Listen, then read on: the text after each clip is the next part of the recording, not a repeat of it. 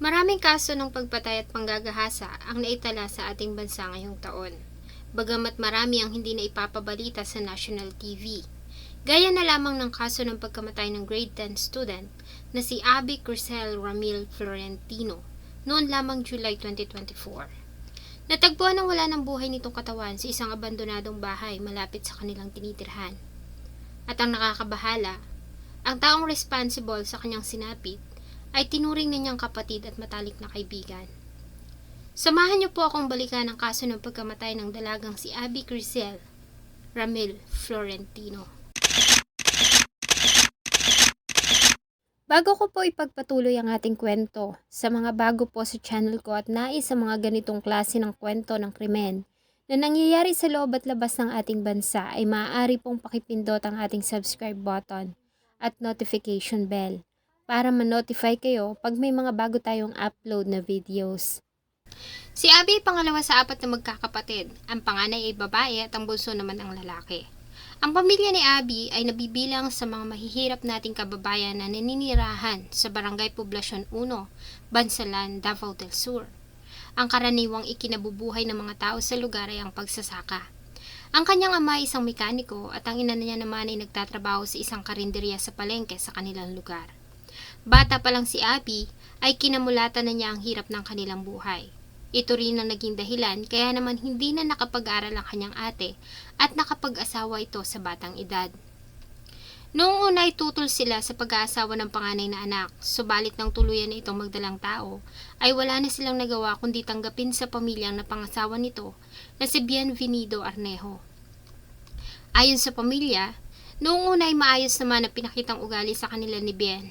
Ayon pa nga dito ay siya ang tatayong nakatatandang kapatid at tagapagtanggol nila. Nang maisilang ng ate ni Abby ang anak nito ay sa bahay na rin nila nanirahan si Bien. Tumutulong din ito sa mga gawaing bahay at sa magkakapatid ay malapit ito kay Abby. Kahit pa nga mahirap ang kanilang buhay ay lumaki ang magkakapatid sa pagmamahal ng mga magulang, lalo na sa kanilang ina.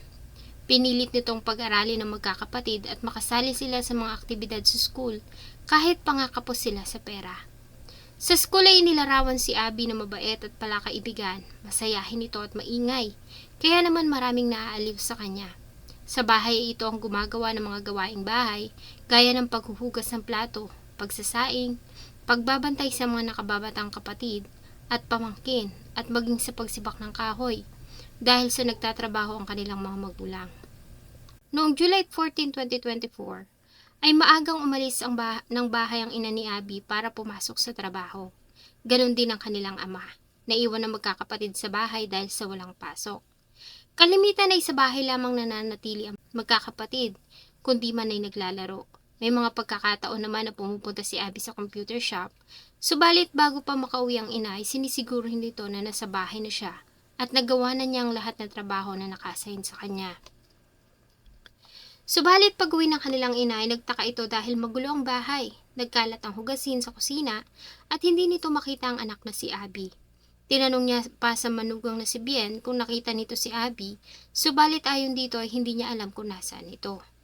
Sa pag-aakala na baka nasa computer shop ang anak, ay nagtungo sila sa computer shop na palagi nitong pinupuntahan, subalit wala doon si Abby. Mas lalo pang nag-alala ang pamilya nang tuluyan ng dumilim ay hindi pa rin ito nakakauwi. Hindi na rin nila ito matawagan dahil sa wala itong cellphone. Ganun pa man ay nag-post ng kanyang ina sa Facebook at hinahanap ang anak. Ayon sa kanya ay nagbabaka sakali siya na mabasa ito ng anak o ng mga kasama nito at malaman na hinahanap nila si Abby at pauwiin na ito ng bahay.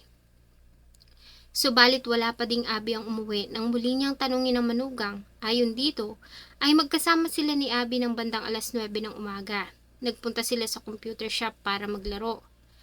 Nang maubos na ang pera at oras, ay magkasamang lumabas ang dalawa. Ayon sa kanya, ay nagtungo sila ni Abby sa abandonadong bahay para mangalakal ng mga tanso. Subalit ayon sa kanya ay naunang umalis si Abby at iniwan siya doon. Hindi niya alam kung saan ito nagpunta. Akala niya ay uwi na ito ng bahay, subalit nang makauwi siya ay wala ito roon. Dahil dito ay nagtungo sila sa abandonadong bahay na tinutukoy ni Bien. Madilim sa lugar dahil sa abandonado na ito at wala ding mga bahay sa paligid. Ang harapan nito ay isang masukal at bakanting lote. Inutusan nila si Bian na pumasok, subalit ayon dito ay nakalak na ang bahay at hindi sila makapasok. Mas kinabahan pa nga sila na makita ang tsinelas ni Abby sa lugar, kaya malakas ang kutob ng kanyang ina na nasa loob ang kanyang anak. Subalit madilim sa lugar at sa paulit-ulit nilang pagtawag sa pangalan nito ay walang Abby na sumasagot. Sa pag-aakala na maaaring pumunta lamang ito sa bahay ng isang kaibigan, ay nagdesisyon na silang umuwi. Ayon sa ina ni Abby, ay magdamag siyang hindi nakatulog sa paghihintay sa pag-uwi ni Abby, subalit hindi ito umuwi.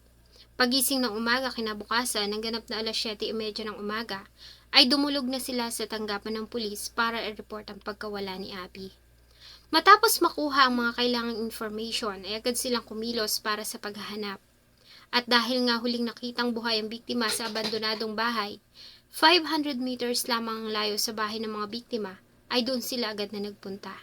Nakipag-coordinate sila sa mga barangay officials ng Barangay Poblasyon 1 at hinanap ang may-ari ng property.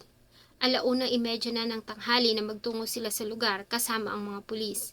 May-ari ng abandonadong bahay at mga kamag-anak ni Abby ay pinasok nila ang bahay. Pagpasok sa loob ay wala naman silang napansing kakaiba maliban sa nagkalat na mga lumang gamit sa kabahayan.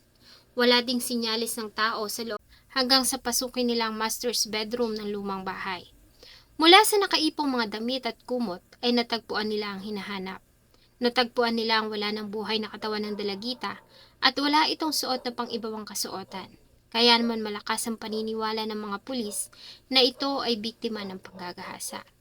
Sa pagkakatagpo sa katawan ng biktima, ay agad silang nakipag-coordinate sa Provincial Forensic Unit ng Digos City para iproseso ang crime scene. Sa parehong lugar, ay agad ding inaresto at binasahan ng Miranda rights ang bayaw nito na si Bienvenido Arnejo, na siyang huling tao na kasama ng biktima. Sa pagkakaaresto kay Bien, ay agad din naman nitong inamin ang kanyang ginawa. Ayon sa kanya, matapos ang ginawa nilang paglalaro sa computer shop, ay magkasama pa sila na nagtungo sa abandonadong bahay. Bagamat abandonado na, ay pinagbabawal ang pagpasok sa loob ng property dahil sa may mga gamit pa sa loob. Ganun pa man ay palihim silang pumasok doon para mangalakal ng tanso mula sa mga wire ng kuryente. Sa kalagitnaan ng kanilang ginagawa, ayon sa kanya, ay nagkaroon sila ng pagtatalo sa hatian na siyang naging dahilan ng pag-init ng kanyang ulo.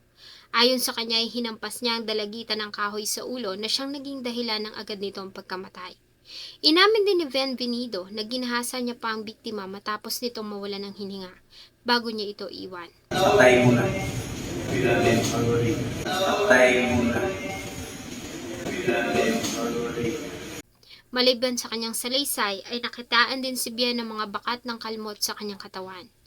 Bagamat ito ang kanyang salaysay, ayon sa mga pulis sa ginawa nilang investigasyon ay marahil tinangkang gahasain ng suspect ang biktima, subalit nanlaban ito. Kaya niya ito napalo ng kahoy sa ulo at bago niya ito ginahasa.